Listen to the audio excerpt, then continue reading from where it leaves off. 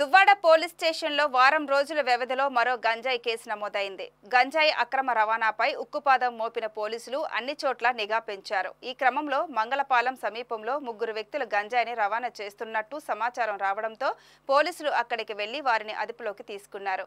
ఈ మేరకు దువ్వాడ స్టేషన్లో ఏర్పాటు చేసిన మీడియా సమావేశంలో దీనికి సంబంధించి వివరాలను ఏసీపీ టి త్రినాథ్ మీడియాకు వెల్లడించారు.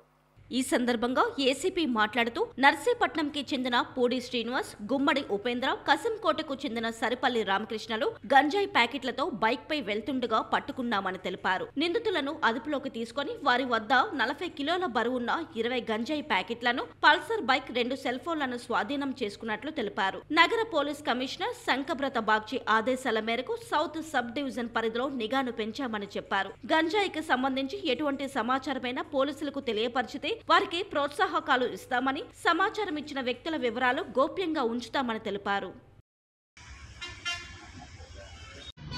టాస్క్ ఫోర్స్ పోలీసు వారికి వచ్చిన రాబడిన సమాచారం మేరకు దువ్వాడ పోలీసు ఎస్హెచ్ఓ అయిన మల్లేశ్వరరావు టాస్క్ ఫోర్స్ పోలీసులు వెళ్ళి మంగళంపాలెంలో ఒక సమాచారం వస్తే అక్కడికి వెళ్ళడం జరిగింది. ఎంతో ఇద్దరు ఈ గంజాయి ప్యాకెట్స్తో వస్తుంటే పట్టుకోవడం జరిగింది. దాంతోపాటు ఇంకొక వ్యక్తి కూడా దూరంలో ఉన్నాడు, ఆయన కూడా క్యాచ్ చేయడం జరిగింది. చూస్తే 20 గంజాయి ప్యాకెట్లు, అంటే 40 కేజీలు గంజాయి దొరికింది. గంజాయి స్వాధీనం చేసుకుని ఒక పల్సర్ బైకు, 2 ఆండ్రాయిడ్ ఫోన్స్ కూడా సీజ్ చేయడం జరిగింది.